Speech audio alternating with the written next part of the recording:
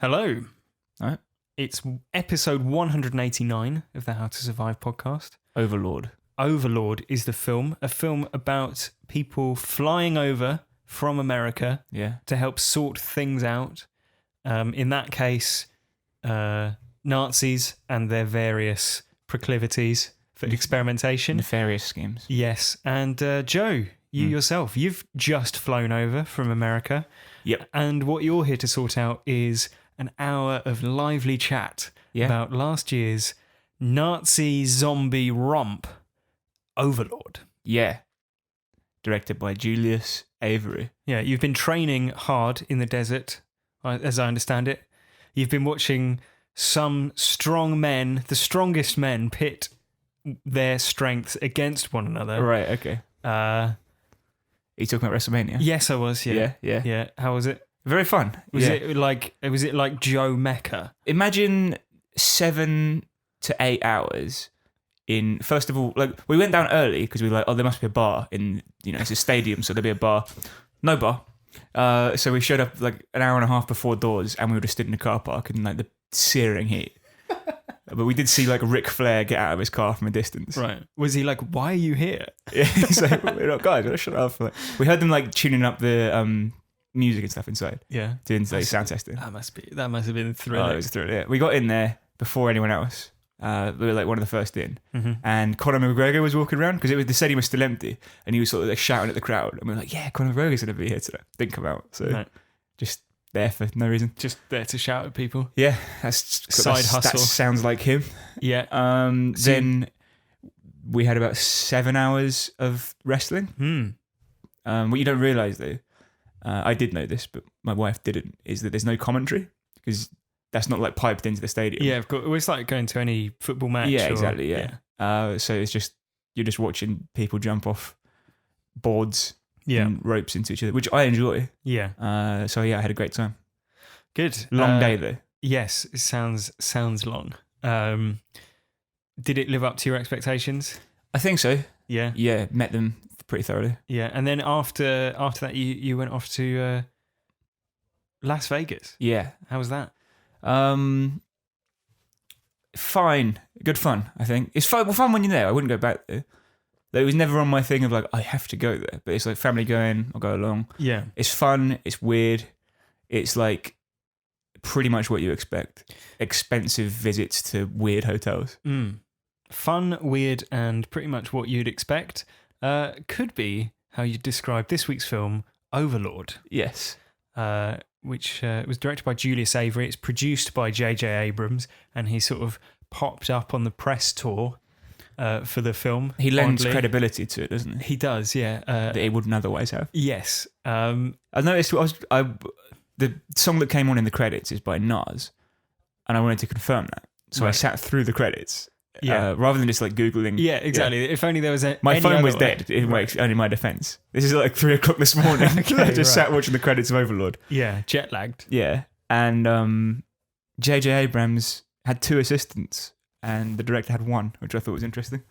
So Abrams probably on set, a minimum amount of time. Mm-hmm. Still required 2 assistants who were credited in there. Why not? Yeah. So if you haven't seen Overlord and you're new to the How to Survive podcast, that was a couple of minutes of interminable chat. Yeah. Are you setting up for anything with that? Just chit chat. Just chit chat. I just thought it'd be nice. It's a nice parallel, I think. Heroes flying to Europe to deliver a service. Yeah. And here we are discussing Overlord. What have you done in the interim time when I was away? Like a Navy widow, I've been waiting on the cliffs, hoping for my man to return. Yeah. You weren't kidnapping unsuspecting men and experimenting on them in your church basement. No, well, that would be very much something, that's very much my day-to-day job. Right, okay, right. So in my spare time, I've, of course, just been grieving your absence. No doubt. So, the How to Survive podcast is full of spoilers. Yes. We'll spoil the movie. We'll spoil everything about it that it hasn't done for itself already. That begins with a plot recap where we go over, everything we need to know in order to assess How to Survive. Mm-hmm. But first, before we throw in with that eponymous chat, we'll talk about what we liked about the movie and what we didn't like about it. Was the Nazi experimentation zombie movie done tastefully? Or did it leave something to be desired in the realms of acceptability in polite company? Yeah. I feel like that's a leading question. Would you watch this with your mum? Yeah. This Why scene- not? If she yeah. was like, I want to watch Overlord, I'd be like, yeah, fine. Yeah. There's nothing in it that's. I mean, there are certain films that you don't want to watch with your parents, Right. because Debbie of the Does Dallas. content. Right. Exactly. And that content, that's usually because they have some sort of romantic content. Yeah. There's not much romance in it. Romance is absent from Overlord. If you're coming to Overlord, looking for a romantic, Yeah, a bit of a chat up lines. Yeah. You'll be sorely disappointed unless you've got a very niche appreciation for sort of experimental 1940s Nazi chat up lines. We'll come to it. We will come to it. And that's all coming up. That and so much more after this. 3 months ago, I was cutting grass in my front yard. And the mailman shows up with a letter from the army. Now I'm here. No idea where I'm gonna end up.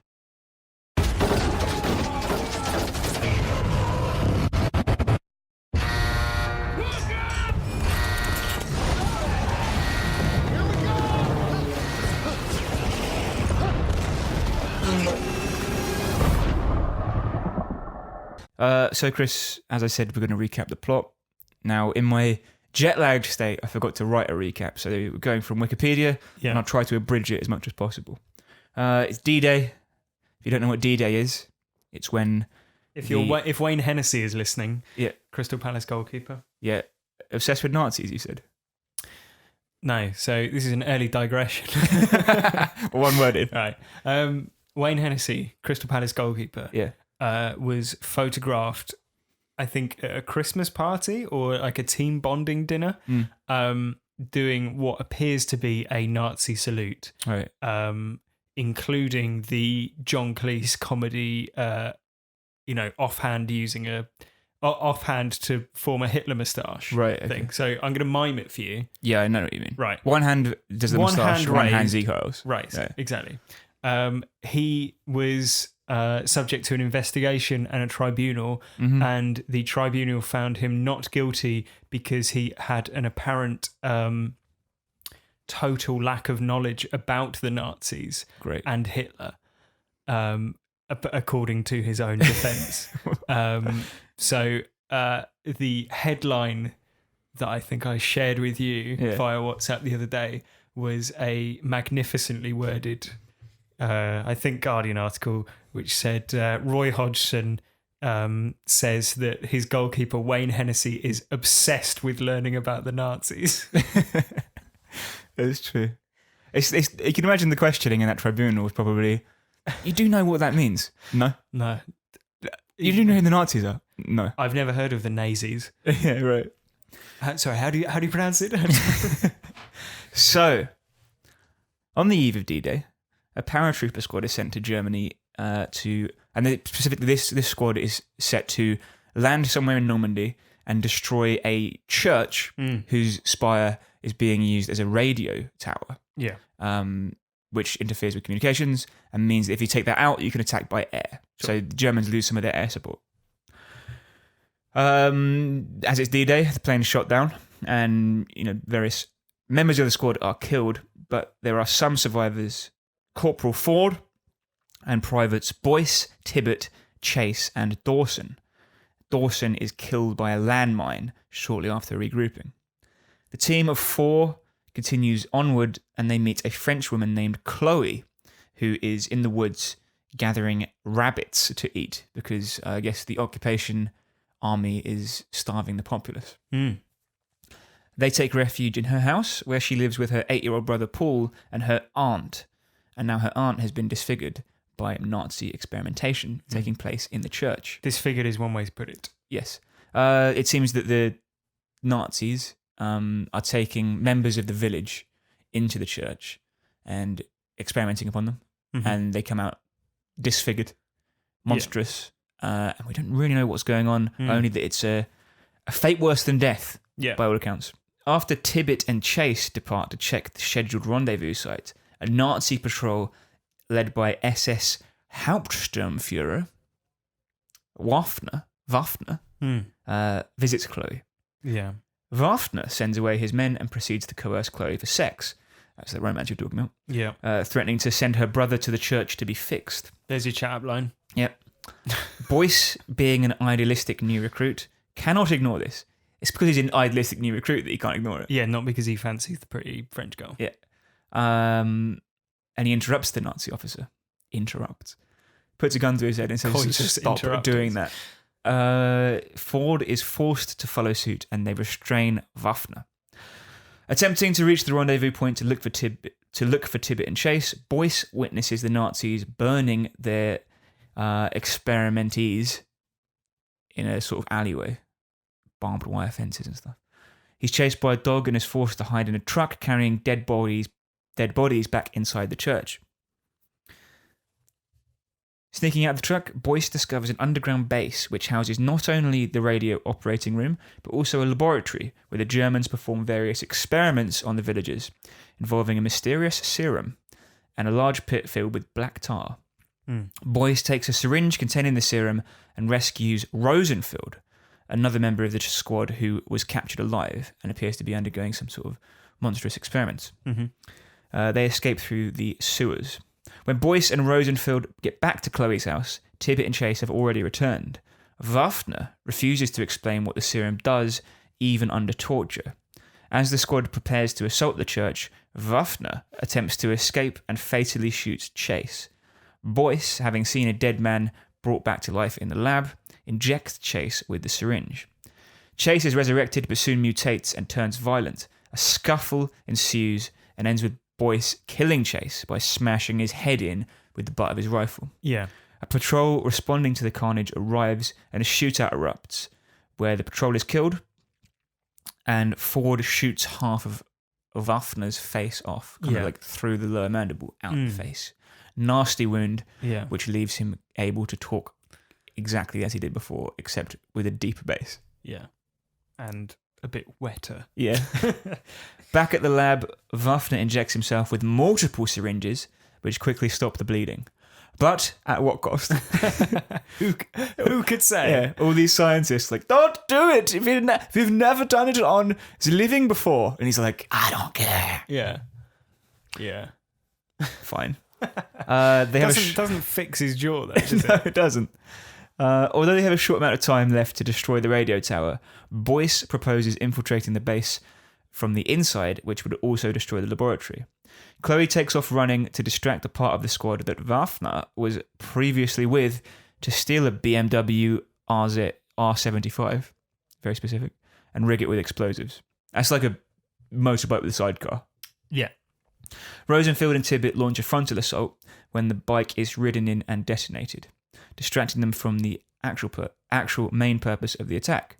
Ford, Boyce, and Chloe enter the base using the route Boyce previously used to escape. Boyce and Ford plant the explosives while Chloe looks for Paul, that's her brother. She narrowly escapes an encounter with a disfigured test subject, sending Paul out of the church and killing the subject with a flamethrower, in what a 15-year-old would say is the most badass scene of the film. She returns to the village where Tibbet and Rosenfield are caught up in a fight. Tibbet is wounded, shielding Paul from gunfire, and Chloe kills the remaining Germans before treating Tibbet's wounds. Waffner, now mutated and possessing superhuman strength and resilience, overpowers Ford and impales him on a meat hook. He reveals that the serum was made by using the villagers' bodies to distill the ancient power of the black tar, which has been running under the village for centuries. The clues are all there, mate. Did you pick up on that? It was the black tar, magic black tar under. Yeah. And it was if I can make another digression. Yeah. The black tar, I haven't really looked into this, but when J.J. Abrams was attached to this film, there was a rumor that it was a Cloverfield film, of course, as there will be with any J.J. Abrams production ever. Correct. I think I remember that in the original Cloverfield, There was like one of these like ARG things, like the alternate reality online game, Right. Okay. Yeah. puzzle solving, like mystery thing. Right. So you see like a URL in the movie. Right, You exactly. visit it, and it's a game you play. Yeah, yeah. Right. Or like, you have to find things on various weird websites. Yeah. And then It's a decode very things. J.J. Abrams thing. Right. To do. There were multiple ones for Lost as well. Yeah. I seem to remember that part of the Cloverfield thing was that there was this like energy drink or like a slushy thing in the movie, which was made using a fluid that they had like mined from the seabed, Okay. which then that activity awoke Right. Cloverfield. There were lots of theories about Cloverfield. Right. Right. And I wonder if secretly this is a Cloverfield movie. Right. It ties up with the black tar. Right, exactly, yeah, and that's the same fluid or something. Yeah. Because, super strength, Yeah. if you OP distilled it monsters, into yeah. a super soldier serum or an energy drink, it would have, vaguely similar Yeah. effects. Yeah. I see. So there you have it. How to Survive exclusively reveals that Overlord is, in fact, a Cloverfield a movie. Cloverfield movie. I like it. Cloverlord. Cloverlord. That's good. Did you make that up? Cloverlord. Yeah, I think, it is not a huge stretch. Anyway, I'm going to skip to the end. They Yeah. kill the zombies and Nazis and they Yeah. get out. Yeah, end of the war. Well, Congratulations. Well, it's not. They get sent off to. Some other thing. You've got to fight some more Nazis. And he's like, yeah, fine. Yeah. And then, After all that, Yeah. you would be, wouldn't you? Yeah. What could they possibly do? Yeah. Long-winded recap there. Normally, I'm very succinct in my recaps, as you know. What did you think of Cloverlord? I thought it was very silly, and trashy, but Yeah. I had an amount of fun with it. Okay. I think it's good trash, as trash goes. I think for a sort of semi-mainstream film, they don't shirk on the blood and guts, which is quite satisfying. Like, Yeah. there's probably a version of this film where, that would probably have been released around like 2007, which would have been a 12A. There would have been very little blood, and the Nazi zombies would have been CGI.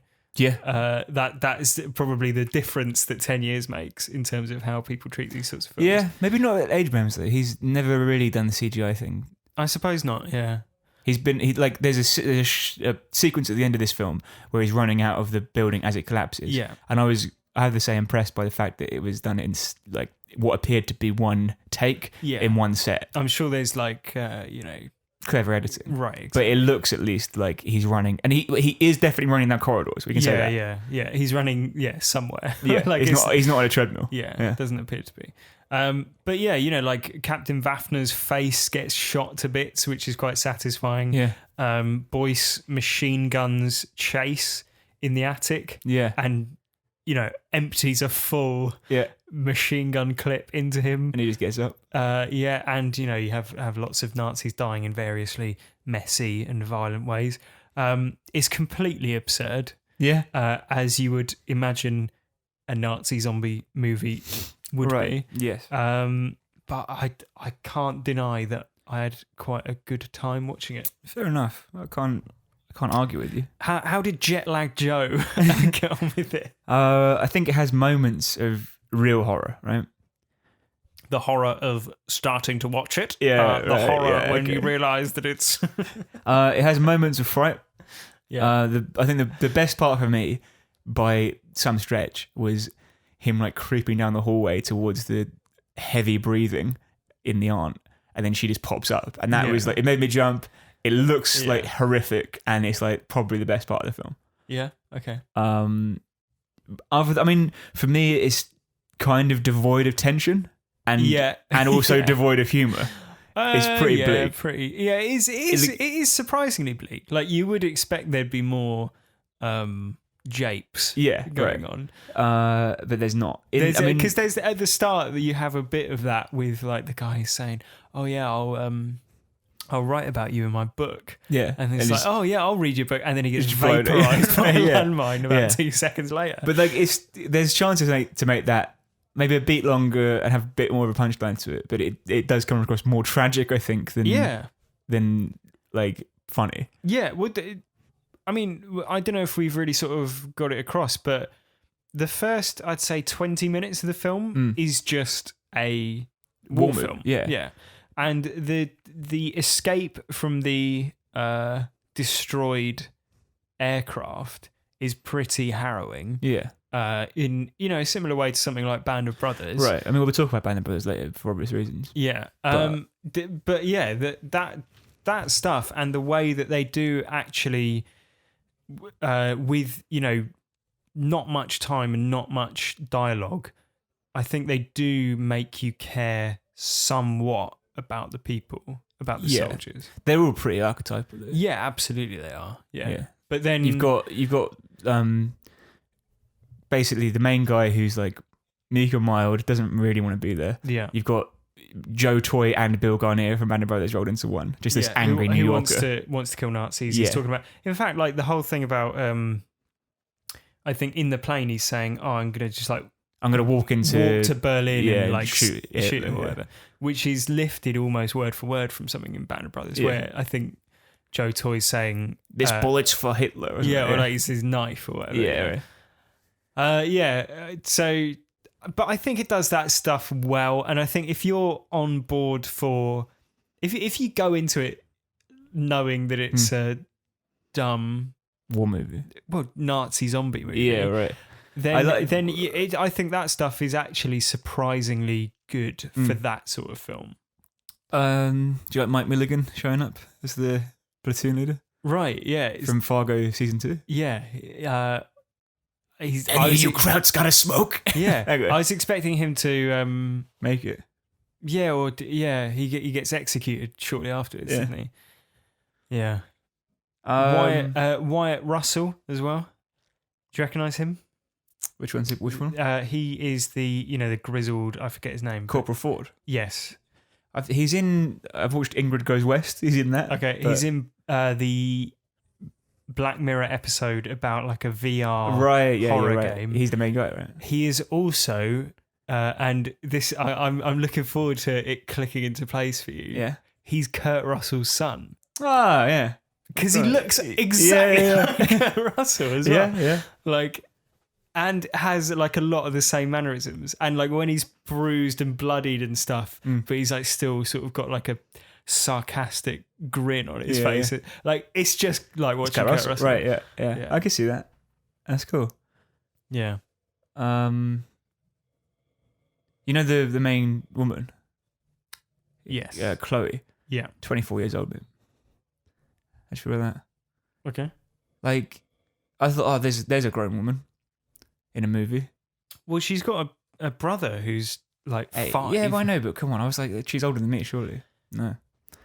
You don't think when you get to that age when like it's war is hell, mate. Premier League footballers are younger than you, policemen are younger than you, and now Hollywood starlets are younger than you. Yeah. They're even like some older footballers are younger than us. I know. We're almost at football retirement age. Let's be honest. Yeah, we'd be on the way out. Yeah, not too late though. Ian Wright played when he was older than us, didn't he?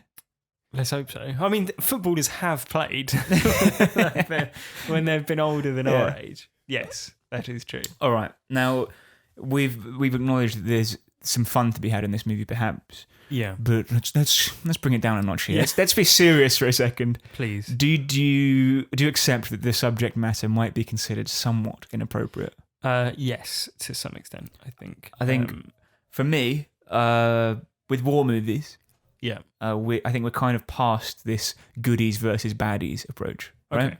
Perhaps you and I, in particular, or people of our generation, are a little spoiled because the movie's clearly aimed at 15-year-old boys.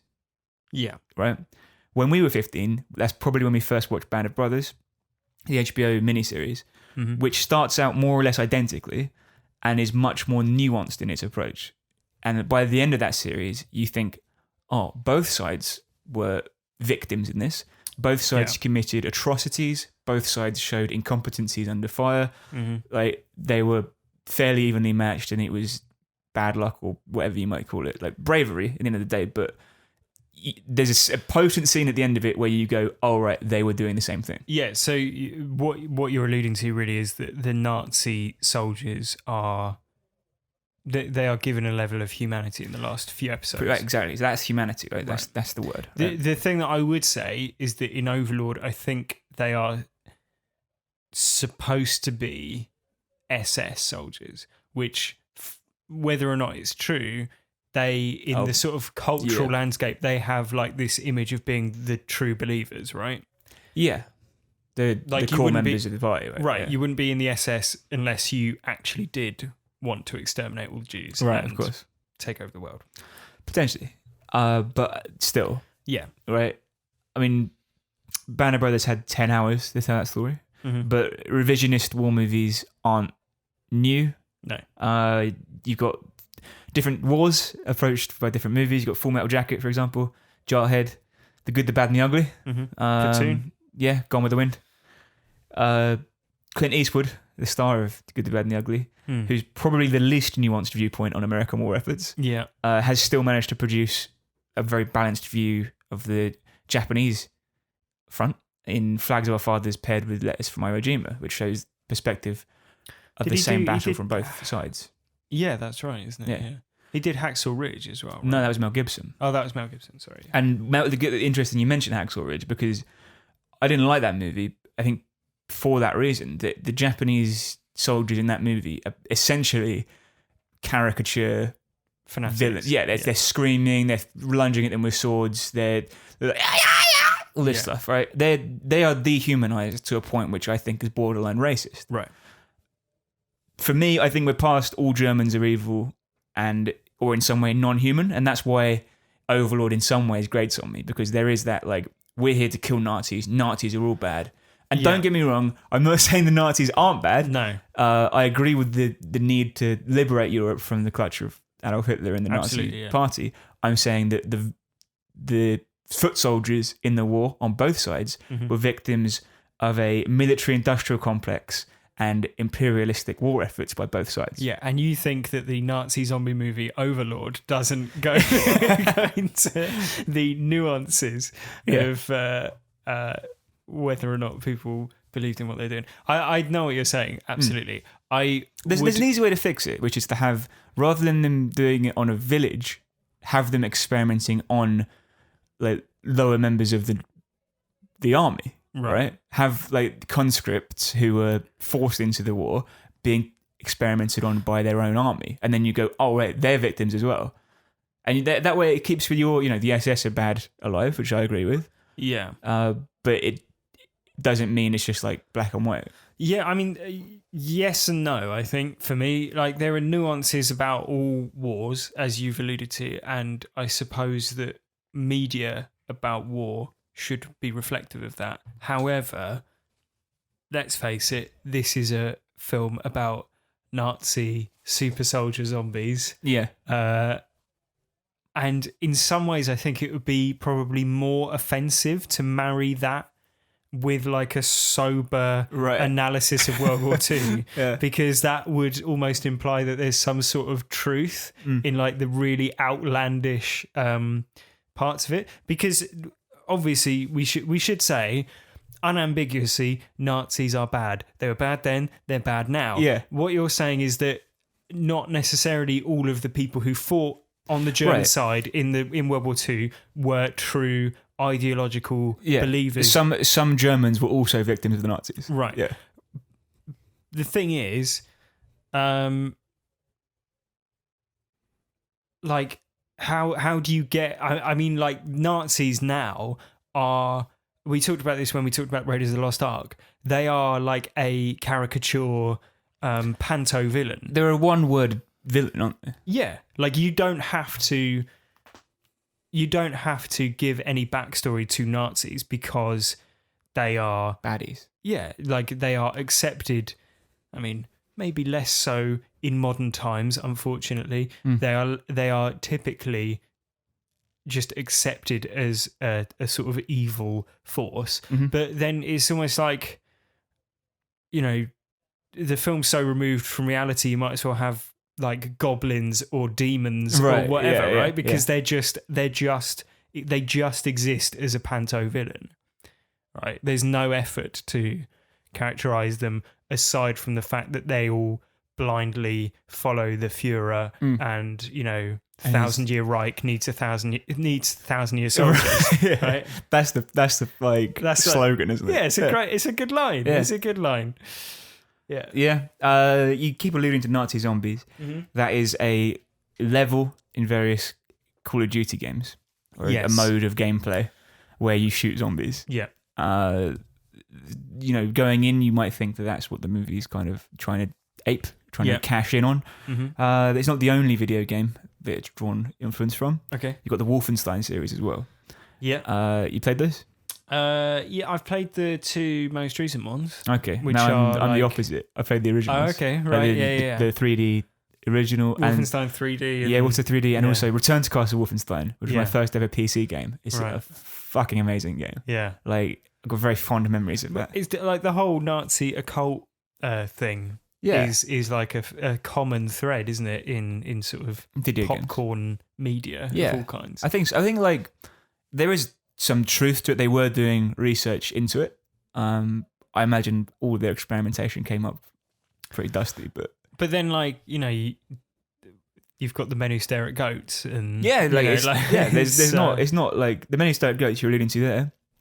The American army have done experiments on ways to control people with psychic communication. right, and, exactly. The Men Who Stare at Goats specifically is about a group of soldiers who would try to kill goats with their minds. Yes, exactly. By staring at them. Yeah, let's not get to, you know, Alex Jones gay bomb. No, but it's true. Yeah, I know. yeah. But it's well, like, without having done the proper research, Yeah. there is the risk that we begin to start Right. Well, sounding okay. like a conspiracy Go theory. and seek out The Men Who Stare at Goats by John Ronson then, and Yeah. do the research for yourselves. Read a book, guys. Wolfenstein, though, this is a quick synopsis of Wolfenstein 3D. It's divided into two sets of 3 episodes: Escape from Castle Wolfenstein, Operation Eisenfaust, and Die Führer Die.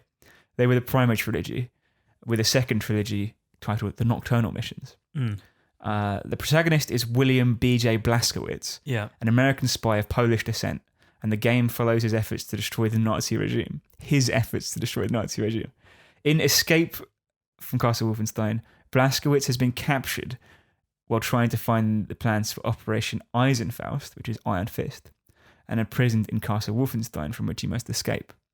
Operation Eisenfaust follows his discovery of and thwarting of the Nazi plan to create an army of undead mutants in Castle Hollowhammer, while in Die Führer Die, he infiltrates a bunker under the Reichstag, culminating in a battle with Adolf Hitler in a robotic suit equipped with 4 chain guns. Yeah. Now that is fun. That is good. Yeah. Yeah. Yeah. The Not much nuance to it. no. But it is more, I think, comic book and pantomime in its delivery.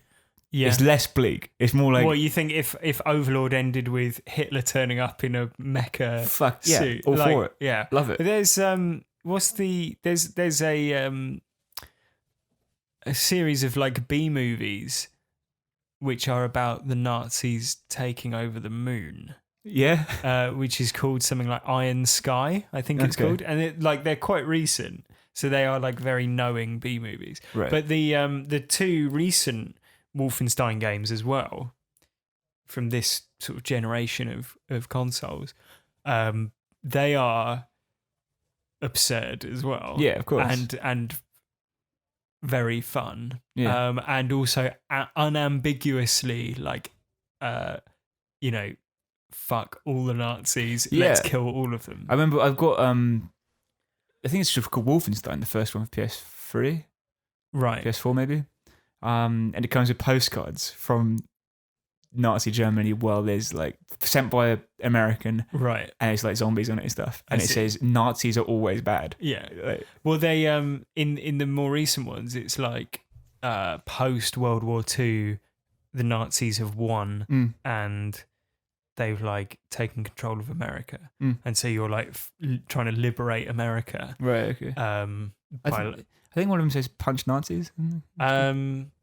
What in on those postcards. right? Yeah. Well, the latest game, which came out a couple of years ago, made quite a big thing in its marketing about like kill all Nazis, or like you know, have fun killing the Nazis. Yeah. And it came out, I think, at the tail end of 2017, when, you know, the American political situation was, you know, Nazis are back. Yeah. Nazis are unfortunately back. And like the company that made the game would put out trailers that had like, you know, kill all Nazis or whatever. And people would be like, oh, I'm really disappointed that you've like taken a political stance in this. And it's like, they're Nazis. Yes, yeah. Nazis are bad guys. Yeah. Oh, yeah. man. But one thing that is enjoyable about those games is that all of the Nazis that you kill, like if ever you're like sneaking around and you overhear a conversation, they are all like unambiguously true believers. Really? Like either they're, because like the ones in America are sort of quite interesting because a lot of the Nazis are American, Right. where they've just been like, the Nazis have invaded and a lot of white American people have gone, I like you know, this. actually this is all right. Yeah, this yeah. is fine. Like I've got some neighbours I don't really get along with. Right. Like Blaskowitz's father has sold out his German mother. Really? Yeah. And she gets sent to a camp. Fuck. Like it's pretty. And the other thing about those games is that they are like, for a game about, you know, fighting Nazis in giant robotic suits. Yeah. They are actually quite impassioned and Yeah. like emotionally led. Yeah. They're always very funny as well. They've always Yeah. been like, they've always got a good sense of humour. Yeah. And so like there are some bits in the, certainly in the first one, where it is like quite upsetting almost because and you know, and you're also playing a game where you're like, you've got a flamethrower in each hand. Yeah. The Wolfenstein first one for the new generation is one of those games which I suffer from this thing where I can't get past the intro level because like, I'll do something that breaks the game. Yeah. In Skyrim, I killed I killed a chicken and then got in a fight, ended up trapped in a loop where I auto-saved and just everyone was after me. Yeah. In Dark Souls, I killed this like guy who just sat next to a campfire, and now he just kills me every time I spawn. I can never play the unplayable now. Yeah. And Wolfenstein, I couldn't jump out the plane. The whatever mechanism was required, it glitched before it saved, and now I can never win the game. But that's like 2 minutes into the game. Yeah, no, really. So why not just start the game again? I ain't got time for it. 8 hours of WrestleMania. Yeah. Only 2 minutes of Wolfenstein. All right. So that was a digression into video games. The movie obviously has influences from other movies. Yeah. I was struck by the parallels with Suspiria at moments. Okay. Such as the heavy breathing from the aunt in the dead of night, hearing heavy breathing from down the corridor and knowing there's a matriarchal figure there who's perhaps has been struck by some magical happenings. Also, The Thing. Speaking of Kurt Russell. Yeah, exactly. The transformation scene was very much like The Thing, I think. Yeah, it was. That was really well done, I thought. Yeah. That whole section. It was good. I really enjoyed it. One easy improvement I'd make to the film is probably just start it at the compound.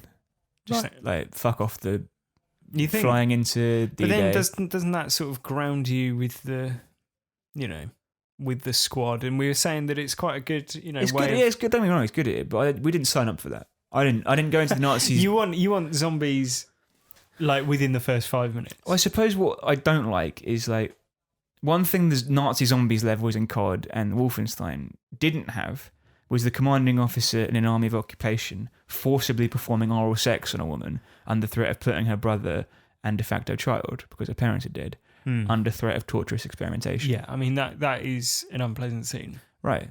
and it doesn't really have a place in the film. I don't No, think. and also I'm not like, oh, the Nazis are really bad now. yeah, exactly. You're not like well, I was on the fence about this guy, but now he's done this. Yeah. And also like just the scene doesn't need to go as far as it does. No, exactly. Yeah. Like Ubenstaffen Oberheimer SS Waffner Yeah, in his fucking black leather jacket when he comes in and he's like, well, madam, Yeah. they're going to kill your whole family. Yeah. I'm not like, oh, God, you know what? I I hope he doesn't fucking try and perform Irish accent anyway. yeah, because that would really cross the line. Yeah. So that muddies, I think, the movie in a way that I didn't find particularly pleasant. Okay. And then the truly horrific body horror stuff starts about 20 minutes after that. Well, the bit where Chase's head like separate, like his neck. No, before Doubles that, backwards. it's when he goes back into the first time he goes into the compound, Yeah, and you've got like him just like every time he pulls back a curtain, there's just some other like nefarious experiment, like Yeah, a there's a woman woman- who's being kept alive, just her spinal column and her Yeah. head, which is like, oh. yeah, There's a part where he unzips a bag and there's loads of fluid. The guy's like, oh, kill me. Yeah. Right? That's Yeah. fucking nasty shit.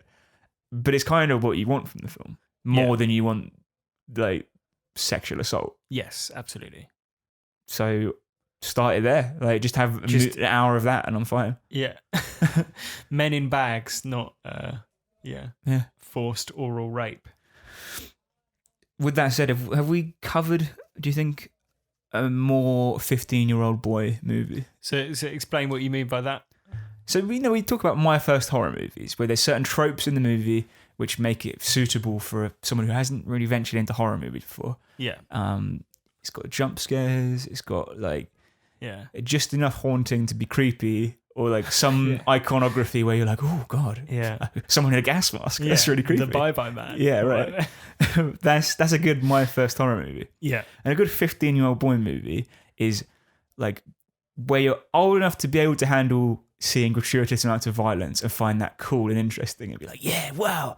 yeah, Because you're not going to be like have nightmares about it. yeah, You're into guns because you play lots of video games, yeah, and you understand what war is all about. You understand that kind of thing to a point where you can get something out of a movie like Overlord, where perhaps an 11-year-old might be a bit scared by some of the stuff. yeah. Or someone our age might be a bit like, I didn't really find the World Yeah. War II portrayals very nuanced. Yeah, I really wish they'd have gone into the mechanics of conscription for the Nazi forces. Yeah. Yeah, So Mars Attacks is a good 15-year-old boy movie. right. I mean, the ultimate one that we've covered is Deep Blue Sea. Yes. Because that has the violence, it has the scares, Yeah. it has LL Cool J. Yeah. And what more could you want? Yeah. It's even got, I'm sure, either nudity or softcore nudity, Yeah. which Overlord is Saffron sorely- Burrows in a bikini. Right, is what exactly. you mean. Yeah. But yeah, what we didn't have in this movie was Saffron Burrows in a bikini. Yeah. If she just like sort of walked past Yeah. at one point, she'd just been in the radio room. Yeah. They're just then watching Deep Blue Sea on a DVD. it would have been the ultimate 15-year-old boy movie. Yeah. Yeah. It's like my first horror movie is the one that you take, like you go on a date Right. to see. Whereas this, Scary but not haunting. right, and you can, let me put my arm around you. Yeah. Oh, you're scared. Lest you get frightened By the bye-bye man. by the Bye Bye Man.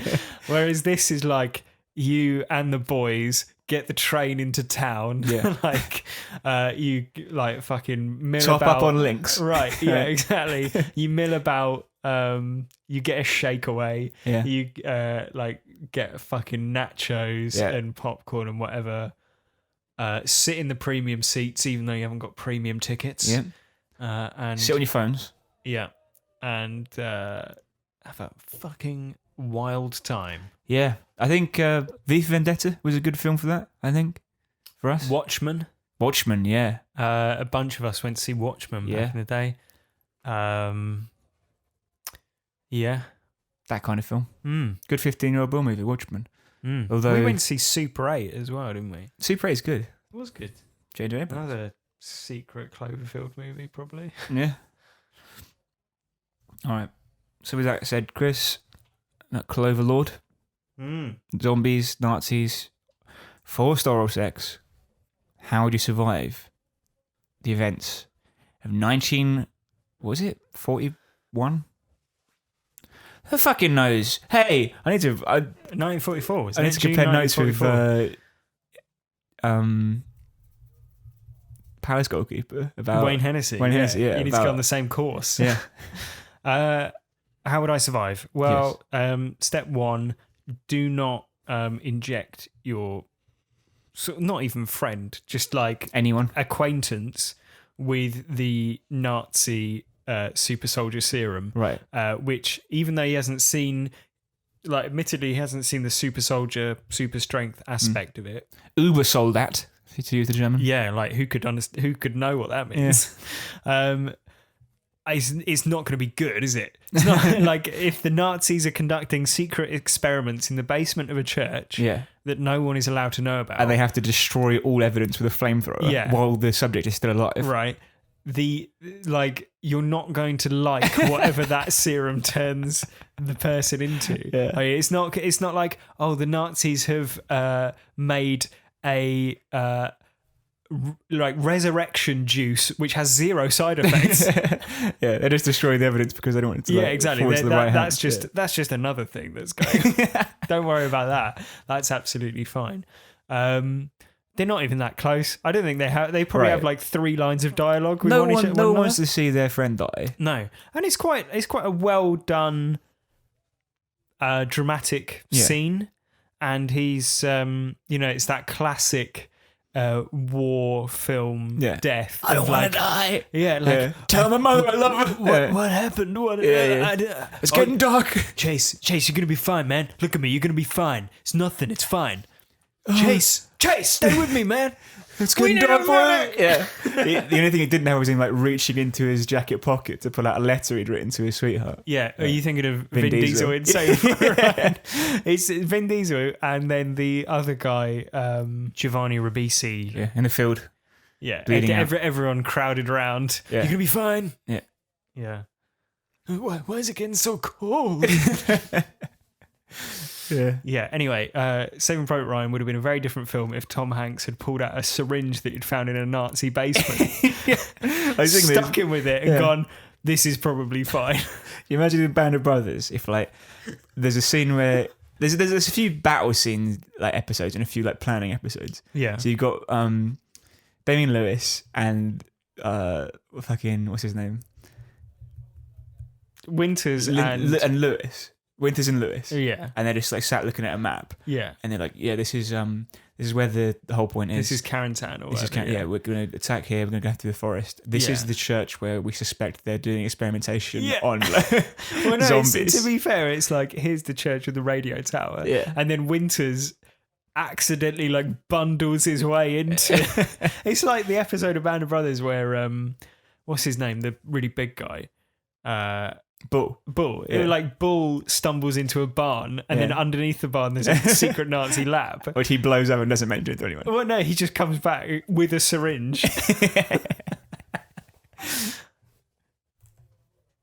Yeah, like it's ridiculous. Anyway, that's my advice. Yeah. It's Don't inject- it's not going to be good, is it? Like if I had if I was in anywhere, if you got hurt, like if we're in a survival situation and I just found some drugs on the floor, Yeah, just take these. an unmarked syringe. You're already dead, no pulse. Yeah. I've just seen you bleed out. If I was like dying on the floor in a cabin, or no, in fact, I was dead. Yeah, literally dead, Yeah. medically dead, and I'm like, it couldn't hurt. Well, that is true. Yeah. I guess maybe in his mind he's like, well, it could be resurrection. Could be symptom-free resurrection.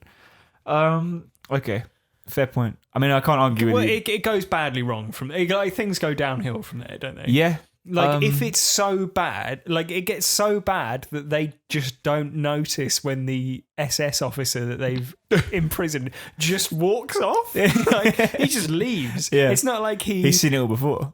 What? It's like what they're looking at is so horrific. Yeah. They don't even notice. It's not even like he has to, like, fight his way out. Yeah. The SS officer just goes, they're all distracted, I'll leave. Yeah. Yeah. Vafner. Vafner. He's Michael Shannon, isn't he? Like, but Michael Pretty Shannon much, was yeah. unavailable. Yeah, exactly. Yeah. Yeah. So I can preempt your one, by saying, do you remember how he ended up in there in the first place? Yeah, he gets chased by some dogs in the woods. By one dog. And jumps into the back of a lorry. Yes. A truck, which is driving bodies into the church. into the lab. Shoot the dog. You have a gun? You have two it's guns. Gunshots, though, isn't it? Fine. You're in a war. You're in an embattled area. Sorry, I didn't mean don't waste the bullets. I Yeah. meant No, but you don't draw attention to yourself. attention to yourself. Yeah. Yeah. You could make it, I would say, right, similar to your idea about not knowing what's going to happen next, it's better to shoot the bullet and then make good on your escape without being chased by a dog. Perhaps. Yeah. Than it is to jump in the back of a Nazi lorry yeah. driven by Nazis, full of dead Nazi soldiers, Yeah. into a Nazi compound. Yes. Yeah, that is true. If it was an Indiana Jones film, let me tell you exactly how that would go, right? He'd see the dog, there'd be a close-up of Harrison Ford's face going, ooh. Why does always dogs? And he turns and runs, holding onto his hat at the same time, leaps into the lorry, and then there's a shot of him on the floor as he like rolls over onto his back, and then he looks around, and the truck is full of Nazis. Yeah.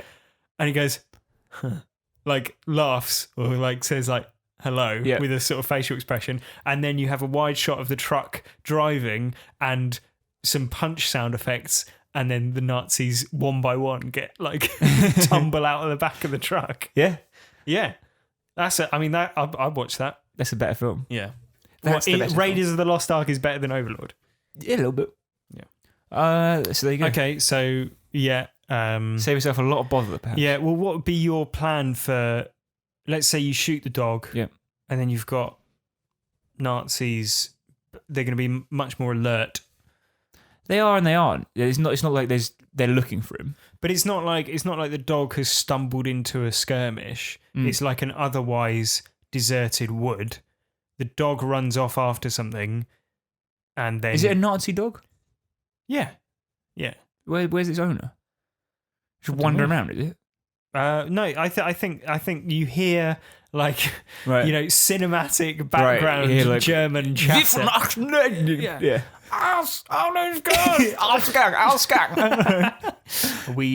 How many years did you study German? 3 or 4. Yeah, it shows. It does show. Yeah. Yeah. Yeah. So enough just parroting Nazis shouting. What would be what's your plan? Are you going to roll around in mud and hide, or are you just going to bolt it? Run back to Chloe's house. Okay. Fine. Just run as fast as you for can. it. Yeah. Okay. Okay. Any other ideas? Yeah. One idea. Mm-hmm. When you're in the lab, don't just like open all the jars, look at all the cupboards.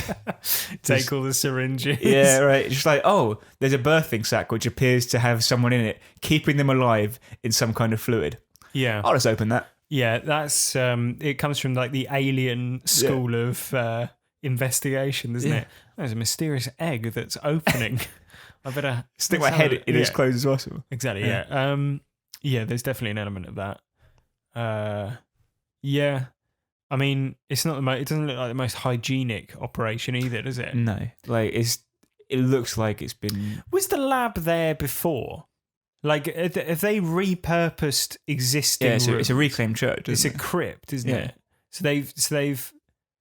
So what came first? Like the giant well? You know, there's like a huge. That's the tar. That's the tar pit thing, right? But it's like a huge drop, right? It's like the end of the Phantom Menace. Yeah, right. Right. So was that there and then they built the church on top of it? Or was it like they built the church and they're like, when we were digging the church foundations, there's this weird tar stuff and now we're all, the Incredible Hulk. Right. But we had to refine it using the dead bodies of the French people somehow. Yeah. How did it not? If that was the process for creating the serum, You've got a tar refinery which requires dead bodies. but so the Nazis have obviously built that lab because they've heard. Here's how it works in my head, right? Right. There's some sort of occult Nazi department, Right. right? Who They are found like a book they in get a a library certain somewhere. budget Yeah. every year. They Yeah. have to use it up, otherwise they don't get it next year, Right. Right? And they're like, right in in this old like French fairy tale thing. There's the story of the black tar, Yeah. You drink the black tar and and you become superhuman. right, exactly, right, and they've got like hundreds of these stories, and they just send out little teams, and they go, no, there's not really a Wolfman of Angers, and there's not really like a Yeah. giant eagle of Brest or whatever, Yeah, yeah. and then they go to this Sasquatch, French, whatever. exactly, they go to this French town, and they're like, oh, there is actually black tar here, right?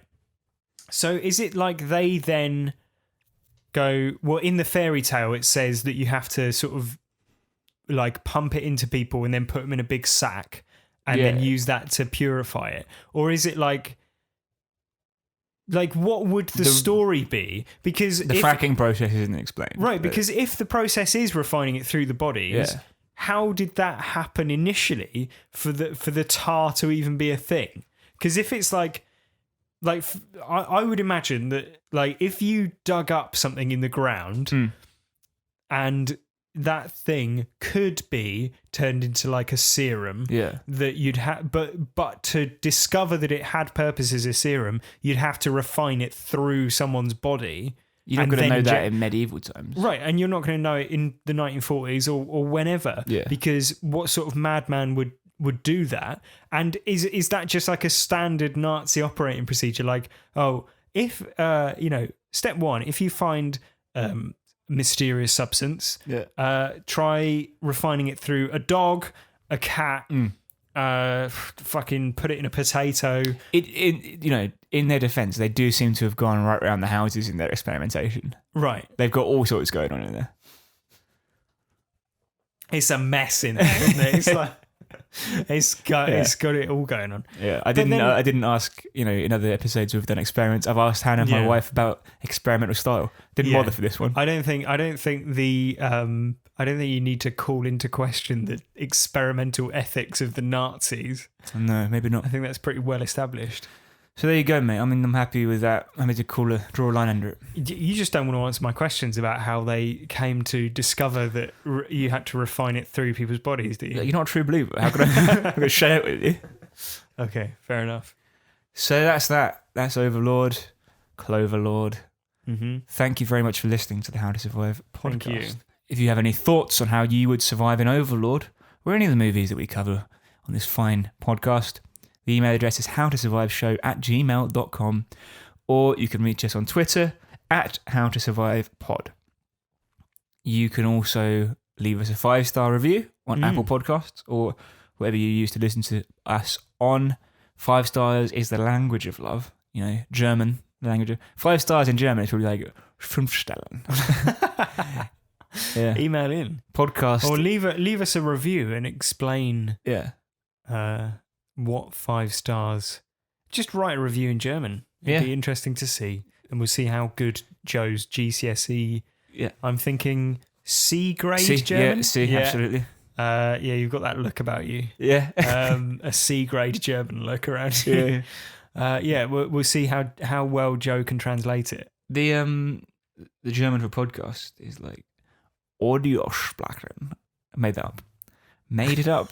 Like, do you know they were the thing about like just layering different words? Yeah, until no, I you get like- it. It's like the most basic joke about German language, and I isn't it? botched it. And you didn't have the you didn't have the strength of will, Joe. Pretend I made a better joke than that, and Yeah. we'll see you next week. In Thank the you very much. meantime, What are we watching next week, Joe? oh, it's a good one. Yeah. Bloody good one. Bloody good film. Yeah, it's episode 190 next week. You know what that means? 190. We're going back to 1988 for absolute classic of the genre. Yeah. Horror movies are our forte, and this is maybe the scariest one we've ever watched. Not my first, but my 4th in the Nightmare on Elm Street series. Yeah. Nightmare on Elm Street 4.